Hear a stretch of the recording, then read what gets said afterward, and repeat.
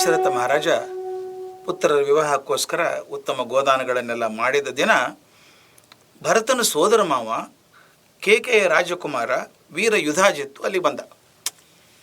ಗಮನಿಸಬೇಕು, ಯುಧಾಜಿತ್ತು ಯಾರು? ಕೈಕೇಯಿ ತಮ್ಮ, ಕೇಕೆಯ ರಾಜನ ಮಗ. ಅವನು ಬಂದು ಹೇಳ್ತಾನೆ, ರಾಜರೇ, ದಶರಥನಿಗೆ ಹೇಳ್ತಾನೆ, ನಮ್ಮ ಮಹಾರಾಜರು ನಮ್ಮಪ್ಪ ಈ ಹುಡುಗರು ನೋಡಬೇಕು ಅಂತ ಭಾಳ ಆಸೆ ಪಟ್ಟರು. ಭರತ ಶತ್ರು ಅಲ್ಲೇ ಇದ್ದವರೆಲ್ಲ, ಅಲ್ಲೇ ಬೆಳೆದವರು ಅವ್ರು ನೋಡ್ಬೇಕಂತ ಅಪೇಕ್ಷೆ ಪಟ್ಟರು. ಅವ್ರು ಆರೋಗ್ಯದಿಂದಿದ್ದಾರೆ, ಚೆನ್ನಾಗಿದ್ದಾರೆ, ನೋಡ್ಕೊಂಬ ಅಂತ ಕಳಿಸಿದ್ರೆ ನಾನು ಅಯೋಧ್ಯೆಗೆ ಹೋದಾಗ ನೀವೆಲ್ಲ ಇಲ್ಲಿ ಬಂದಿದ್ದೀರಿ ಅಂತ ಗೊತ್ತಾಯಿತು. ಮಿಥಿಲೆಗೆ ಬಂದಿದ್ದೀರಿ ಮತ್ತು ಅವ್ರ ಮದುವೆ ಗೊತ್ತಾಗಿದೆ ಅಂತ ಗೊತ್ತಾಯಿತು. ಅದು ನಾನು ಇಲ್ಲಿಗೆ ಬಂದುಬಿಟ್ಟೆ ಅಂತ. ದಶರಥನ ಭಾಳ ಖುಷಿ ಆಯಿತು. ಹೆಂಡತಿ ತಮ್ಮ ಬಂದಿದ್ದಾನೆ, ಬರಲಿ ಕೂತ್ಕೋಪ ಅಂತೆಲ್ಲ ಸನ್ಮಾನ ಮಾಡಿದಂಥವನಿಗೆ. ಆಮೇಲೆ ರಾತ್ರಿ ಎಲ್ಲ ಕೂತ್ಮೇಲೆ ಮರುದಿನ ಬೆಳಗ್ಗೆ ವಿಜಯ ಅಂತ ಮುಹೂರ್ತ, ವಿಜಯ ಮುಹೂರ್ತದಲ್ಲಿ ಮದುವೆ ಮಾಡಬೇಕು. ಎಲ್ಲ ರೆಡಿಯಾಗಿ ರಾಮಚಂದ್ರ ತನ್ನ ತಮ್ಮಂದ್ರನ್ನ ರೆಡಿಯಾಗಿ ಬಂದ. ದಶರಥ ಮಹಾರಾಜರು ಎಲ್ಲರೂ ಬಂದರು. ಎಲ್ಲ ಕಾರ್ಯಗಳನ್ನು ಮುಗಿಸಿ ವಶಿಷ್ಠ ಮುನಿಗಳು ಕರ್ಕೊಂಬಂದರು. ಮುಂದೆ ಹೋಗಿ ಜನಕರಾಜನ ಹೇಳ್ತಾರೆ, ನೋಡಪ್ಪ, ಹುಡುಗರೆಲ್ಲ ಬಂದಿದ್ದಾರೆ, ಎಲ್ಲ ಕಾರ್ಯಗಳನ್ನೆಲ್ಲ ಮುಗಿಸಿದ್ದೀವಿ, ಅವ್ರದ್ದೆಲ್ಲ ಮಂಗಲಾಚರಣೆಗಳೆಲ್ಲ ಮುಗಿಸಿದ್ದೀವಿ. ಇನ್ನು ಮುಂದೆ ನಿನ್ನ ಮಕ್ಕಳನ್ನ ಕರ್ಕೊಂಬಪ್ಪ, ಹೆಣ್ಮಕ್ಳನ್ನ ಮದುವೆ ಮಾಡೋಣ ಅಂತ ಹೇಳ್ತಾನೆ. ನಿನ್ನ ಅಪ್ಪಣೆಗೋಸ್ಕರ ಕಾಯ್ತಾ ಇದ್ದಾರೆ ಅವರು, ದಶರಥ ಮಹಾರಾಜರು ಮತ್ತು 4 ಜನ ಮಕ್ಕಳು ಅಂದಾಗ ಅವನು ಹೇಳ್ತಾನೆ, ಸ್ವಾಮಿ, ನನಗೋಸ್ಕರ ಯಾರು ಕಾಯಬೇಕು? ಯಾರೂ ಕಾಯಬಾರ್ದು. ಅಯೋಧ್ಯ ರಾಜ್ಯ ನಿಮ್ಮದು ಹೇಗೆ ನಮ್ಮ ರಾಜ್ಯ ನಿಮ್ಮದೇ ಅಂತ ಹೇಳಿದ್ದೆ ನಾನು. ಅದು ಅಲ್ಲದೆ ಅವರು ಗಂಡು ಬೀಗರವರು, ಗಂಡಿನ ಕಡೆಯವರು, ನನಗೋಸ್ಕರ ಕಾಯೋ ಕಾರಣ ಇಲ್ಲ. ಈಗಾಗಲೇ ನಮ್ಮ ಹುಡುಗಿಯರು ಬಂದು ಕೂತಿದ್ದಾರೆ, ಸಭಾಂಗಣದಲ್ಲಿ ಕೂತಿದ್ದಾರೆ ರೆಡಿಯಾಗಿ, ದಯವಿಟ್ಟು ಹುಡುಗರನ್ನು ಬರೋಕ್ಕೆ ಹೇಳಿ ಅಂತ. ಯಾಕೆ ಕಳಿಸ್ತೀರಿ, ಕರೆಸಿ ಅಂತ. ಆವಾಗ ದಶರಥ ಹೇಳ್ತಾನೆ, ವಶಿಷ್ಠರೇ, ಇನ್ನು ಮುಂದೆ ಏನಾಗಬೇಕು ಮದುವೆ ಕಾರ್ಯಕ್ರಮ ನೀವೇ ಮಾಡಿಪ್ಪ, ಅದೇನು ಮಾಡ್ಬೇಕು ಹೇಳಿ ಅಂತ. ಆಗ ವಶಿಷ್ಠ ಮುನಿಗಳು ಮುಂದೆ ಬಂದು ಶತಾನಂದರನ್ನ ಮುಂದೆ ಕರ್ಕೊಂಡ್ಬಂದು ಆ ವಿವಾಹ ಮಂಟಪದೊಳಗೆ ಒಂದು ಕುಂಡ ಮಾಡ್ತಾರೆ. ವೇದಿಕೆಯನ್ನು ಮಾಡಿ ಗಂಧ ಪುಷ್ಪಗಳನ್ನು ಹಾಕಿ ಅಲಂಕಾರ ಮಾಡ್ತಾರೆ. ಸ್ವರ್ಣಗಳನ್ನೆಲ್ಲ ಇಡ್ತಾರೆ ಸುತ್ತಲೂ. ಆಮೇಲೆ ದರ್ಭೆಗಳನ್ನು ಇಡ್ತಾರೆ. ಅರ್ಘ್ಯ ಪಾತ್ರೆಗಳಿಂದ, ಅದು ಸುಗಳಿಂದ, ಅರ್ಘ್ಯ ಪಾತ್ರೆಗಳಿಂದ, ಮರಳು ತುಂಬಿದ ಪಾತ್ರೆ, ಅರಳು ತುಂಬಿದ ಪಾತ್ರೆ, ಅವೆಲ್ಲ ವಿಧಿವಿಧಾನಗಳಿರ್ತವೆ. ಅದ್ರ ಪ್ರಕಾರ ಎಲ್ಲ ಅಲಂಕಾರ ಮಾಡ್ತಾರೆ. ಮಂತ್ರೋಚ್ಚಾರಣೆ ಮಾಡಿ ಅಗ್ನಿ ಸ್ಥಾಪನೆ ಮಾಡ್ತಾರೆ. ಅಗ್ನಿ ಚೆನ್ನಾಗಿ ಪ್ರಖರವಾಗಿ ಉರಿಯೋಕ್ಕೆ ಶುರು ಮಾಡಿದ ಮೇಲೆ ಎಲ್ಲ ಒಡವೆಗಳು ಹಾಕ್ಕೊಂಡಂಥ ಸೀತೆಯನ್ನು ಕರ್ಕೊಂಬರ್ತಾರೆ. ಅಗ್ನಿ ಬಳಿ ಬಂದು ರಾಮಚಂದ್ರನ ಮುಂದೆ ನಿಂದ್ರಿಸ್ತಾರೆ. ಇದು ಅದ್ಭುತ ಘಟನೆ. ಇದು ನಮ್ಮಲ್ಲೆಲ್ಲ ಮಾಡ್ತಾರೆ, ಪರದೆ ಕಟ್ತಾರೆ, ನಡುವೆ ಪರದೆ ಕಟ್ಟಿ ಅದೊಂದು ಹೇಳಬೇಕು, ಮಂಗಳ ಹೇಳಬೇಕು ಅಂತಿರ್ತದೆ. ಗಂಗಾ ಸಿಂಧು ಸರಸ್ವತಿ ಚಗಮನ ಗೋದಾವರಿ ನರ್ಮದಾ ಅಂತ ಹೇಳೋದು ಮಂಗಳಾಷ್ಟಕ ಇದೆ, ಅದು ಹೇಳಬೇಕು ಅಂತಿರ್ತಾರೆ. ಇಲ್ಲಿ ಹಾಕಿ ಕರ್ಕೊಂಬಂದು ನಿಲ್ಲಿಸಿದ್ದಾರೆ. ಎಷ್ಟು ಚೆನ್ನಾಗಿದೆ ನೋಡಿ ಇದು. ಇಲ್ಲಿ ಜನಕರಾಜ ಮಾತನ್ನು ಹೇಳ್ತಾನೆ, ತಂದೆನೇ ಹೇಳಬೇಕಾದದ್ದು ಇದನ್ನು. ಅವನು ಹೇಳುವಂಥ ಮಾತು ಅದ್ಭುತವಾದ ಮಾತಿದು. ಇಯಂ ಸೀತಾ ಮಮ ಸುತ ಸಹಧರ್ಮಚರೀತವ ಪ್ರತೀಚ್ಛ ಚೈನಾಂ ಭದ್ರಂತೆ ಪಾಣಿಂ ಗೃಹಿಣೀಶ್ವ ಪಾಣಿನಾಮ್ ಅಂತ. ಬಹಳ ಅದ್ಭುತ ಮಾತು. ನಾನು ಇದನ್ನು ಎಷ್ಟು ಸಲ ಕೇಳಿದ್ದೇನೋ, ಎಷ್ಟು ಸಲ ಹೇಳಿದ್ದೇನೋ ಗೊತ್ತಿಲ್ಲ ನನಗೆ. 1000 ಸಲ ಕೇಳಿದ್ರು ಬೇಜಾರಾಗದಿದ್ದಂಥ ಶ್ಲೋಕ ಇದು. ಜನಕರಾಜ ತನ್ನ ಮಗಳನ್ನು ಒಪ್ಪಿಸ್ತಾನೆ ರಾಮನಿಗೆ. ಎಷ್ಟು ಚಂದ ಪರಿಚಯ ಮಾಡ್ತಾನೆ ನೋಡಿ. ಯಾವತ್ತಿಂದಿದು ರಾಮಾಯಣ. ಇಯಂ ಸೀತಾ ಮಮ ಸುತ ಸಹಧರ್ಮಚರೀತವ. ಇಂಗ್ಲೀಷ್ ಹೇಳಲ್ವಾ, meet my daughter Sita, meet my daughter Sita ಅಂತ ಅಲ್ಲದಿದ್ರ. ಇಯಂ ಸೀತಾ, ಇವಳು ಸೀತೆ, ಮಮ ಸುತ, ನನ್ನ ಮಗಳು, ಸಹಧರ್ಮಚರೀತವ, ನಿನ್ನ ಎಲ್ಲ ಧರ್ಮ ಕಾರ್ಯಗಳ ಜೊತೆಯಾಗಿರುವಂಥವಳು. ಪ್ರತೀಚ್ಛ ಚೈನಾಂ ಭದ್ರಂತೆ ಪಾಣಿಂ ಗೃಹಿಣೀಶ್ವ ಪ್ರಾಣಿನಾಂ. ಮುಂದಿನ ಸೆಂಟೆನ್ಸು, ಪತಿವ್ರತ ಮಹಾಭಾಗ ಛಾಯೇವ ಅನುಗತ ಸದಾ ಇತ್ಯುಕ್ತ ಪ್ರಾಕ್ಷಿಪದ್ರಾಜ ಮಂತ್ರಪೂತಂ ಜಲಂ ತದಾ. ಇವಳು ಸೀತೆ, ನನ್ನ ಮಗಳು, ನೀನು ಸಹಧರ್ಮಚಾರಿಣಿ ಆಗಿರ್ತಾಳೆ, ಇವಳನ್ನು ಸ್ವೀಕಾರ ಮಾಡು, ನಿನಗೆ ಮಂಗಳವಾಗಲಿ. ಈಕೆ ಕೈಯನ್ನು ಹಿಡಿ. ಪಾಣಿಗ್ರಹಣ ಅಂತ, ಪಾಣಿ ಅಂದರೆ ಕೈ, ಗ್ರಹಣ ಅಂತ ಹಿಡಿಯೋದು, ಕೈ ಹಿಡ್ಕೊ ಅಂತ ಹೇಳ್ದಂಗೆ. ಈ ಸೀತೆ ಭಾಗ್ಯಶಾಲಿನಿ ಆಗಿರ್ತಾಳೆ, ಪತಿವ್ರತ ಮಹಾಭಾಗ ಛಾಯೇವ ಅನುಗತ ಅಥವಾ, ಯಾವಾಗಲೂ ಭಾಗ್ಯಶಾಲಿಯಾಗಿ ನಿನ್ನ ನೆರಳಿನಂತೆ ಸದಾ ನಿನ್ನ ಅನುಸರಿಸಿಕೊಂಡಿರ್ತಾಳೆ ಅಂತ ಹೇಳಿ ರಾಮನ ಕೈಯೊಳಗೆ ಮಂತ್ರಪೂರಿತವಾದ ಜಲವನ್ನು ಹಾಕಿದರು. ಇಬ್ಬರು ಕೈ ಹಿಡ್ಕೊಂಡಿದ್ದಾರೆ, ಮಂತ್ರಪೂರಿತವಾದಂಥ ನೀರನ್ನು ಹಾಕ್ತಾನೆ. ಈ ಸ್ಲಾಲನ್ನು ನೆನ್ಪಿಟ್ಕೋಬೇಕು ನಾವು, ಭಾಳ ಚಂದ. ಇದನ್ನು ರಾಮ ಸೀತಾ ವಿವಾಹ ಅಂತ ಕರಿತೀವಿ ನಾವು. ವಿವಾಹ ಅನ್ನುವಂಥ ಪದಾನೇ ಚಂದ. ವಹ ಅಂದರೆ ಹರಿಯೋದು, ವಹನ ಅಂತ ಕೇಳಿದ್ದೀರಿ, ಸಂವಹನ ಹರಿಯೋದು. ವಾಹನ ಪದ ಬಂದದ್ದು ಅಲ್ಲಿಂದ, ಯಾವುದು ಹರಿತದೋ ಅದು ವಾಹನ. ವಹ ಅಂದ್ರೆ ಹರಿಯೋದು, ವಿವಹ ಅಂದ್ರೆ ಜೊತೆಯಾಗಿ ಹರಿಯುವಂಥದ್ದು. ಎಲ್ಲೋ ಹುಡುಗಿ ಎಲ್ಲೋ ಹುಡುಗ ಯಾವುದೋ ಮನೆತಂದು ಬಂದಿದ್ದಾರೆ, ಒಂದಾಗಿ ಜೊತೆಗಿರೋಕ್ಕೆ ಶುರು ಮಾಡ್ತಾರೆ. ಎಲ್ಲಿಂದ ಬಂದಂಥ ಎರಡು ಜೀವಗಳು ಒಂದಾಗಿ ಹರಿಯೋದಿದೆಯಲ್ಲ ಅದು ವಿವಾಹ. ವಿವಾಹ ಜೊತೆಯಾಗಿ ಹರಿಯುವಂಥದ್ದು, ಅದು ವಿವಾಹ ಆಯಿತು. ನಾನೊಂದ್ಸಲ ಹರಿದ್ವಾರದಲ್ಲಿ ಕೂತಿದ್ದೆ. ತಾವು ನೋಡಿರಬೇಕು, ಹರಿದ್ವಾರದಲ್ಲಿ ಸಾಯಂಕಾಲ ಅಲ್ಲಿ ಗಂಗಾರತಿ ಅಂತ ಮಾಡ್ತಾರೆ. ಗಂಗಾ ನದಿ ಹರಿತದೆ, ಎರಡು ಕಡೆ ಕಟ್ಟೆ ಕಟ್ಟಿದ್ದಾರೆ, ಮೆಟ್ಲು ಮಾಡಿದ್ದಾರೆ. ಮೆಟ್ಲ ಮೇಲೆ ಕೂತ್ಕೋಬೇಕು. ಅಲ್ಲೆಲ್ಲ ಹಸಿರು ದೊನ್ನೆಯೊಳಗೆ ದೀಪ ಹಚ್ಚಿ ಕೊಡ್ತಾರೆ. ಆ ದೀಪಗಳನ್ನು ನೀರಲ್ಲಿ ಬಿಡ್ತಾರೆ. ಅದು ಗಂಗೆಗೆ ಆರತಿ ಮಾಡಿದ ಹಾಗೆ ಅಂತ. ಅದೊಂದು ಅದ್ಭುತ ರಿಷಪ್ಪ, ನನ್ನ ಮೈ ನವರು ಹೇಳುತ್ತೆ ನೆನೆಸ್ಕೊಂಡಾಗ. ಸಾವಿರಾರು ಜನ ನಿಂತಿರ್ತಾರೆ ದಂಡೆ ಮೇಲೆ. ಪ್ರತಿಯೊಬ್ಬರು 2, 3, 4, 5 ದೀಪ ಬಿಡ್ತಾರೆ. ಕತ್ಲೆ ಆಗಿರುತ್ತೆ ಸಾಯಂಕಾಲ. ಕಲ್ಪನೆ ಮಾಡ್ಕೊಳ್ಳಿ, ನೀರು ಹರಿತಾ ಇರುತ್ತೆ, ನೀರು ಕಪ್ಪು ಕಾಣ್ತಾ ಇರ್ತದೆ. ಅದ್ರ ಮೇಲೆ ಹರಿಯುವಂಥ ದೀಪ ಇದಾವಲ್ಲ, ಸಾವಿರಾರು ದೀಪ ಹರ್ಕೊಂಡು ಹೋಗ್ತಿರ್ತದೆ. ಇಡೀ ನದಿಯಲ್ಲಿ ದೀಪಗಳು ಹರ್ಕೊಂಡು ಹೋದಂಗೆ ಕಾಣಿಸ್ತಾ ಇರುತ್ತೆ ನೀರಿನ ಬದಲು. ಭಾಳ ಚೆಂದ ನೋಡಿ, ಗಂಗಾರತಿ ಅಂತ ಮಾಡ್ತಾರೆ. ನಾನು ಕೂತಾಗ ಒಂದು ಸಲ ನೋಡಿದೆ, ಎಲ್ಲ ಸಾಕಷ್ಟು ಜನ ಬಿಟ್ಟು ಹೋದ್ರು. ಆಮೇಲೆ ನಿಧಾನ ಬರ್ತಾವ್ರು ಒಂದಿಷ್ಟು ಜನ, ಅವರು ಬಿಡ್ತಿರ್ತಾರೆ. ಈ ಕಡೆ ಒಬ್ರು ಯಾರೋ ಮುದುಕರು ಬಂದು ಇಲ್ಲೊಂದು ದೀಪ ಬಿಟ್ಟರು ನನ್ನ ಕಡೆ ಇದ್ದಿಂದ. ಆ ಕಡೆ ಇನ್ಯಾರೋ ಒಬ್ಬರು ದೀಪ ಬಿಟ್ಟಿದ್ರು. ಅದು ಹೇಗೋ ಎರಡೂ ದೀಪಗಳ ಜೊತೆಗೆ ಬಂದು ಸ್ವಲ್ಪ ದೂರ ಹೀಗೆ ಜೊತೆಗೆ ಹೋದವು.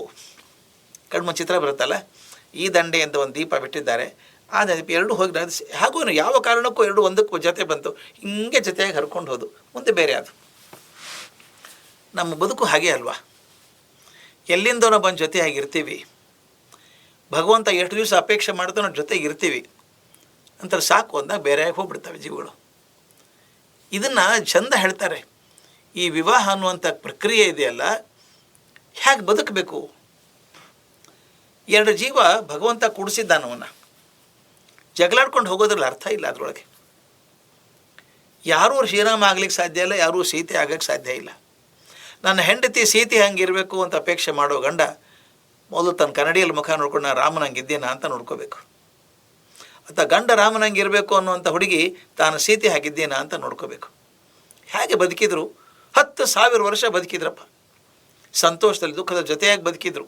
ಅದು ಯಾಕೆ ರಾಮಾಯಣ ನಮ್ಗೆ ಇವತ್ತಿಗೂ ಮುಟ್ಟತ್ತೆ ಹೃದಯಕ್ಕೆ ಅಂತಂದರೆ, ಹೇಗೆ ಬದುಕಬೇಕು ಅಂತ ತೋರಿಸಿಕೊಟ್ರು ಅವರು. ಕಷ್ಟದ ಬೆಂಕಿಯಲ್ಲಿ ಹೋದರು, ಸುಖದ ಸಂಭ್ರಮದಲ್ಲಿ ತೇಲಿದರು.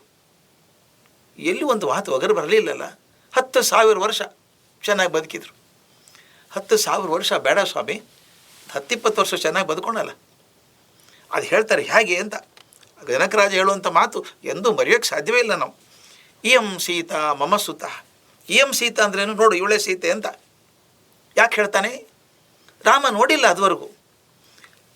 ಕವಿಗಳ ಮಾತುಗಳಲ್ಲಿ ಬೇರೆ ಬೇರೆ ರಾಮಾಯಣದಲ್ಲಿ ಬೇರೆ ಇದೆ. ರಾಮ ನೋಡಿದ್ದಾಕೆ ಅಂತ ಇರ್ತದೆ. ಇಲ್ಲಿ ರಾಮ ನೋಡಿಲ್ಲ. ಆಗಿನ ಕಾಲದಲ್ಲಿ ನೋಡೋ ಪದ್ಧತಿ ಇರಲಿಲ್ಲ. ಹುಡುಗಿನ ಅಂತಃಪಟ ತೆಗೆದ್ಮೇಲೆ ಮುಖ ನೋಡಬೇಕು ಅಂತ, ಪರದೆ ಹಾಕಿರೋ ನಡುವೆ ಪರದೆ ತೆಗೆದ್ಮೇಲೆ ನೋಡಬೇಕು ಅಂತ. ಹಾಗೆ ರಾಮನಿಗೆ ಪ್ರಥಮ ದರ್ಶನ ಇದು. ಅವಾಗೆಲ್ಲ ಲಿವ್ ಇನ್ ರಿಲೇಷನ್ಶಿಪ್ ಇರಲಿಲ್ಲ ಅವಾಗೆಲ್ಲ. ಅಲ್ಲಿವರೆಗೂ ರಾಮನ ಕಲ್ಪನೆಯಲ್ಲೇ ಸೀತೆ ಇದ್ಲು. ಸೀತೆ ಹೀಗಿರ್ಬೋದೇನೋ ಅಂತ ಕಲ್ಪನೆ ಮಾಡ್ಕೊಂಡಿದ್ದ ಅವನು. ಶ್ರೀರಾಮ ರಾಜರ್ಷಿ ಪುತ್ರ, ಲಜ್ಜಾವಂತ, ತುಂಬ ಮಾನವಂತ, ಚಾಪಲ್ಯ ಇಲ್ಲದೆ ಇರುವಂಥವನು. ಆದ್ದರಿಂದ ಹೇಳ್ತಾನೆ, ನೋಡಪ್ಪ ನೋಡು ಸೀತೆ ಏಕೆನೆ ನೋಡು, ಮೊದಲೇ ಸಲ ನೋಡು ಅಂತ ತೋರಿಸ್ತಾನೆ. ಪ್ರಾಥಮಿಕ ಪರಿಚಯದ ಮಾತಿದು. ಅಯ್ಯ ರಾಮ, ಇದುವರೆಗೂ ನಾನು ಯಾರನ್ನು ನೋಡಲಾರದೆ ಆಕೆ ಬಗ್ಗೆ ಕೇಳುತ್ತಾ ಒಂದೇನೋ ಚಿತ್ರ ಕಟ್ಕೊಂಡಿದ್ದೆಲ್ಲ ಮನಸ್ಸಲ್ಲಿ, ಅದು ಬೇಡ, ಇಲ್ಲಿದ್ದಾಳೆ ನೋಡಿ ಈಕೆನೆ ನೋಡು ಅಂತ ಹೇಳಬೇಕು. ಇನ್ನೊಂದು ಮಾತಿದೆ ಅದರೊಳಗೆ, ನನ್ನ ಸೀತೆ ಸಣ್ಣವಳಲ್ಲಪ್ಪ, ನೋಡು ಸರಿಯಾಗಿ ನೋಡು, ಭೂಮಿಯಲ್ಲಿ ಹುಟ್ಟಿದವಳು, ಆಕೆಗೆ ಅಪ್ಪ ಅಮ್ಮ ಯಾರೂ ಇಲ್ಲ. ಆಕೆಗೆ ಯಾರು ಹೊಟ್ಟೆಯಲ್ಲಿ ಹುಟ್ಟಿದಲ್ಲ, ಸಾಮಾನ್ಯವಾಗಿ ಮಕ್ಕಳು ಹುಟ್ಟುವಂಗೆ ಹುಟ್ಟಿದವಲ್ಲ ಅಲ್ಲ, ಆಕೆ ಭೂಮಿಯಲ್ಲಿ ಬಂದವಳು. ಆಕೆ ಅಯೋನಿಜೆ ಅಂತ ಕರೀತಾರೆ ಆಕೆನ, ಅಯೋನಿಜೆ. ಯಾವ ತಾಯಿ ಗರ್ಭದಿಂದ ಹುಟ್ಟಿ ಬಂದವಳು ಅಲ್ಲ ಆಕೆ. ನಿಂದು ತಂದೆ ಸಂಬಂಧ ಇಲ್ಲ ನಿನಗೆ. ಆ್ಯಕ್ಚುಲಿ ತಂದೆದೇನೂ ಇಲ್ಲ, ಅಲ್ಲಿ ಪಾಯಸದಿಂದ ಬಂದವನು ನೀನು. ಆ ಪಾಯಸದಿಂದ ತಾಯಿ ಆದರೂ ಕೂಡ 9 ತಿಂಗಳು ತಾಯಿ ಹೊಟ್ಟೆಯಲ್ಲಿ ಇದೆಯಲ್ಲ ನೀನು. ತಂದೆ ಸಂಬಂಧ ಇಲ್ಲ ನಿನಗೆ, ಆದರೆ ತಾಯಿ ಸಂಬಂಧ ಇದೆಯಲ್ಲ, 9 ತಿಂಗಳು ಹೊಟ್ಟೆಯಲ್ಲಿ ಇದೆಯಲ್ಲ ನೀನು. ಆದರೆ ನನ್ನ ಸೀತೆಗೆ ಅವೆರಡೂ ಇಲ್ಲ.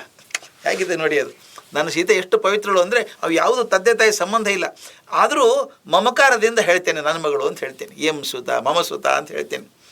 ಭೂಮಿಯಲ್ಲಿ ಬಂಗಾರ ದೊರೆಯೋ ಹಾಗೆ ಜನಕನಿಗೆ ಸ್ವರ್ಣಲತೆ ಹಾಗೆ ಸೀತೆ ದೊರಕಿದ್ದಾಳೆ. ಈ ರಾಮಮಣಿ ಅಂತಿದೆಯಲ್ಲ, ರಾಮಮಣಿಗೆ ಈ ಸ್ವರ್ಣಲತೆ ಸೇರ್ಕೋಬೇಕು. ಅವಳು ಹಿರಣ್ಯವರ್ಣಾಂ ಹರಿಣೀಂ, ನಮ್ಮ ಪುರುಷ ಸೂಕ್ತ ಶುರು ಆಗೋದದು. ಹಿರಣ್ಯವರ್ಣಾಂ ಹರಿಣೀಂ ಶ್ರೀ ಸೂಕ್ತ ಬರೋದು. ಹಾಗೆ ಹಿರಣ್ಯವರ್ಣಾಂ ಹರಿಣಿ ಆಕೆ, ನೀನು ಹಿರಣ್ಮಯ ಪುರುಷ ನೀನು, ಆದ್ದರಿಂದ ಆಕೆ ನೋಡು. ಮಮ್ಮ ಸುತ ಅಂತ ಹೇಳಿದೆ ನಾನು, ನನ್ನ ಮಗಳು ಅಂತ ಪ್ರೀತಿಯಿಂದ ಹೇಳಿದ್ದಪ್ಪ ನಾನು. ನನ್ನ ಮಗಳು ಅಂತ ಪ್ರೀತಿಯಿಂದ ಹೇಳಿದ್ದು. ನನ್ನ ಮಗಳು ಅಲ್ಲಾಕೆ, ಭೂಮಿಯಿಂದ ಹುಟ್ಟಿದವಳಾಕೆ, ಅಭಿಮಾನ ಸೂಚಕವಾಗಿ ಹೇಳಿದಂಥದ್ದು. ಇನ್ನೊಂದು ಹೇಳ್ತೀನಿ, ಯಜ್ಞ ಮಾಡುವಾಗ, ಯಾವುದೇ ದಾನ ಮಾಡುವಾಗ ಇದಂ ನಮ್ಮಮ್ಮ ಇದಂ ನಮ್ಮಮ್ಮ ಅಂತ ಹೇಳಿಸ್ತಾರೆ ಪುರೋಹಿತರು. ಅಂದ್ರೇನು, ಇದು ನಂದಲ್ಲ ಇದು ನಂದಲ್ಲ ಅಂತ ಹೇಳಬೇಕು ಅಲ್ವಾ, ಇದು ನಂದಲ್ಲ ಅಂತ ಹೇಳಬೇಕು. ಆದರೆ ಪುರೋಹಿತರು ಹೇಳ್ತಿರ್ತಾರೆ ಇದಂ ನಮ್ಮಮ್ಮ ಅಂತ, ಅವರೇ ಅಂತಿರ್ತಾರೆ. ಹಾಗಾಗೂ ಅವ್ರದ್ದಲ್ಲ, ಪುರೋಹಿತರದ್ದು ಅಲ್ಲೇ ಅಲ್ಲ ಕೊಡೋದು, ಹೆಂಗೆ ದಾನ ಕೊಡೋದು. ಇದಂ ನಮ್ಮಮ್ಮ ಅಂತಾರೆ. ಯಜಮಾನ್ರು ಇದಮ್ಮಮ್ಮ ಅನ್ಬೇಕು. ಅಂದ ಅರ್ಥ ಏನು ಗೊತ್ತಾ, ನಾ ದಾನ ಕೊಟ್ಟಿದ್ದೆ ನಂದಲ್ಲ, ಅದು ಭಗವಂತ ಕೊಟ್ಟದ್ದು ನಾನು ಕೊಡ್ತಿದ್ದೀನಿ ಅಷ್ಟೇ ನಿಮಗೆ ಅಂತ ಹೇಳಬೇಕು. ಆದರೆ ಇಲ್ಲಿ ಸೀತೆ ನನ್ನವಳು ಅಲ್ಲೇ ಅಲ್ಲ, ಅದು ನನ್ನ ಮಗಳೇ ಅಲ್ಲ, ಆಕೆ ಭೂಮಿಯಿಂದ ಹುಟ್ಟಿದವಳು, ಭಗವಂತನ ಸೃಷ್ಟಿ ಅದು. ಆದರೂ ನನ್ನ ಮಗಳು ಅಂತ ಹೇಳೋದು ಪ್ರೀತಿಯಿಂದ ಹೇಳೋದಲ್ಲ, ಅಭಿಮಾನದಿಂದ ಹೇಳ್ತೇನಪ್ಪ ಅಷ್ಟೇ, ಅಭಿಮಾನ ಸೂಚಕವಾದದ್ದು. ಪುರೋಹಿತರು ಹೇಳ್ಬೋದಪ್ಪ ಇದಂ ನಮ್ಮಮ್ಮ ಅಂತ. ಆದರೆ ಲಗ್ನದಲ್ಲಿ ಮಾತಿದೆ, ಒಂದು ಮಾತಿದೆ ಹೇಳಬೇಕಾದ್ದು, ಯಾವುದೇ ದಾನ ಮಾಡುವಾಗ ಇದಂ ನಮ್ಮಮ್ಮ ಅನ್ಬೇಕು, ಇದು ನನ್ನದಲ್ಲ ಅನ್ಬೇಕು. ಆದರೆ ಮದುವೆ ಕಾಲದಲ್ಲಿ ಕನ್ಯಾದಾನ ಮಾಡುವ ಮಾತು ಇದಂ ನಮ್ಮಮ್ಮ ಅನ್ನೋಂಗಿಲ್ಲ, ಇದು ನನ್ನ ಮಗಳೇ ಇದು ಅಂತ ಪ್ರೂವ್ ಮಾಡಿ ಹೇಳಬೇಕಾಗತ್ತೆ, ನನ್ನ ಮಗಳು ಅಂತ ಅಪ್ಪ ಅಮ್ಮ ಇಬ್ಬರು ಹೇಳಬೇಕಾಗತ್ತೆ. ಆದರೆ ಇಲ್ಲಿ ನನಗದಿಲ್ಲ, ಅಹಂಕಾರ ಬಂಧನ ಪ್ರೀತಿ ಅಂತ ಹೇಳ್ತೀನಪ್ಪ ಅಷ್ಟೇ. ಆಮೇಲೆ ಉಳಿಕೆ ಕೆಲಸದಲ್ಲಿ ಇದು ನನ್ನ ಸಂಬಂಧ ಹೇಗಿದೆ ಗೊತ್ತಾ, ನಂದು ಸೀತೆದು. ಮೇಲ್ನೋಟಕ್ಕೆ ನಾನು ತಂದೆ, ಆಕೆ ಮಗಳು, ಆಕೆ ಮಹಾರಾಯ ಲಕ್ಷ್ಮೀದೇವಿ, ಆಕೆ ಭೂಮಿಯಲ್ಲಿ ಬಂದವಳು. ನನ್ನ ಪ್ರಕಾರ ನೋಡಿದ್ರೆ ನನ್ನ ತಾಯಿ ಆಕೆ. ಆದರೆ ವ್ಯವಹಾರ ಸಂಬಂಧದಲ್ಲಿ ನನ್ನ ಮಗಳು ಅಂತ ಬಂದಿದ್ದಾಳೆ, ಆದ್ದರಿಂದ ನನ್ನ ಮಗಳು ಅಂತ ಹೇಳ್ತೀನಿ ಅಷ್ಟೇ. ಆದರೆ ನಿಜವಾಗಿ ನೋಡಿದಾಗ ಆಕೆ ನನ್ನ ತಾಯಿ. ಆಕೆ ಸದೇಹನಾಗಿದ್ದು ವಿದೇಹನೆನಿಸಿಕೊಂಡಂಥ ಜನಕನ ಮಗಳು ಸೀತೆ. ನೋಡಿ, ವಿದೇಹ ಅಂದ್ರೇನು, ದೇಹ ಇಲ್ಲದವನು, ವಿದೇಹದ ಚಕ್ರವರ್ತಿ. ವೈದೇಹಿ ಆದ್ಲಕ್ಕೆ ವಿದೇಹನ ಮಗಳಾದ್ರಿಂದ ವಿದೇಹ ಅಂತ ಕರೀತಾರೆ ಜನಕರಾಜನ. ದೇಹ ಇದೆ, ಅದಕ್ಕೆ ಸದೇಹನಾಗಿದ್ದರೂ ಕೂಡ ವಿದೇಹನನಿಸಿಕೊಂಡಂಥ ಜನಕನ ಮಗಳು ಸೀತೆ. ಮಮ ಅನ್ನೋದು ವಿನಮ್ರತೆಯ ಸೂಚಕಪ್ಪ, ಗೌರವ ಅಷ್ಟೇ ಅಲ್ಲ, ಅಭಿಮಾನ ಅಷ್ಟೇ ಅಲ್ಲ, ನಮ್ರತೆಯಿಂದ ಆ ತಾಯಿ ಲಕ್ಷ್ಮಿ ನನಗೆ ತಂದೆ ಅಂತ ಒಪ್ಕೋತಾಳಲ್ಲ, ಅದು ವಿನಮ್ರವಾಗಿ ಹೇಳ್ತೀನಿ ನಾನು. ಮುಂದೆ ಸಹಧರ್ಮ ಚರಿತವ, ನಿನ್ನ ಧರ್ಮ ಕಾರ್ಯದಲ್ಲಿ ಯಾಕೆ ಅವರು ಜೊತೆಯಾಗಿರ್ತಾಳೆ, ನಿನಗೆ ಧರ್ಮದ ಆಚರಣೆಯಲ್ಲಿ ಸಾಧನೆಯಲ್ಲಿ ಜೊತೆಯಾಗಿರ್ತಾಳೆ ಆಕೆ. ಸಹಧರ್ಮಚರಣೆ ಅನ್ನೋದು ವೇದಾಂತದ ಮುಖ್ಯ ಪ್ರಮೇಯಪ್ಪ. ಇದು ಎಲ್ಲ ವೇದಾಂತದ ಮುಖ್ಯವಾಗಿರೋದು. ದೇವ ದೇವಿಯರು ಕೂಡ ಒಂದಾಗಿರೋದು ತತ್ವ. ಅದು ಇಬ್ಬರು ಒಂದಾಗಿರಬೇಕು. ಪ್ರಕೃತಿ ಪುರುಷ ಒಂದಾಗಿರಬೇಕು. ಸೃಷ್ಟಿ ಸ್ಥಿತಿ ಲಯಗಳಲ್ಲಿ ಕೂಡ ಪ್ರಕೃತಿ ಪುರುಷ ಒಂದೇ ಆಗಿರಬೇಕು ಅಂತಿರೋ ನಿಮ್ಮ. ಹಾಗೆ ಸೀತೆ ನೀನು ಜೊತೆ ಯಾವ ಕಾಲಕ್ಕಾದರೂ ಜೊತೆಯಾಗಿ ಬದುಕ್ತಾಳೆ ನಿನಗೆ ಅಂತ ಹೇಳಿ ಹೇಳ್ತಾರೆ.